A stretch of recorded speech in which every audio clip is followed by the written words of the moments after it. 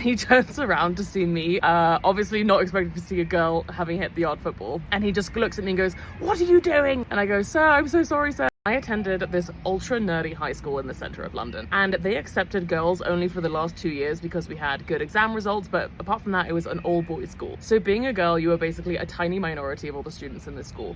And in the center of the school, they had this thing called Yard, which was basically a huge schoolyard where all of the boys would play football all of the time. And obviously, girls didn't really play football as much as boys, but I always really wanted to kick the football in Yard, and the Yard was really like the center of the school, so it had this really like see and be seen thing. Everyone was kind of like always looking around and like judging whoever was playing. I was super curious, and I was always looking for my one opportunity to play yard football. So one morning I actually arrived at the school super early for some reason. It was like 7:30 in the morning, and there was absolutely nobody there. It was completely silent. The sun was barely rising, and I was like, this is my moment. Like, I'm gonna play yard football on my own. And basically what the boys would usually do is take the football and then smack it against this giant brick wall as hard as they could. And on this brick wall as well, there was a door, the entrance on the side to one of the buildings, so people were kind of like coming in and crossing the yard all the time. So this morning, with nobody else there, I take the football and I'm just like, I smack it against the wall as hard as I can. Except that as I'm doing this, I realize that there's actually one other person in yard, and it's Mr. Kroll, who's an English teacher. And the ball, I'm not kidding,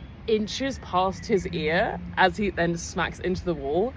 And he turns around to see me, obviously not expecting to see a girl having hit the yard football. And he just looks at me and goes, "What are you doing?" And I go, "Sir, I'm so sorry, sir. I didn't mean to hit you, sir." Luckily, he never told my housemaster, and within months of that, I was still made a monitor somehow.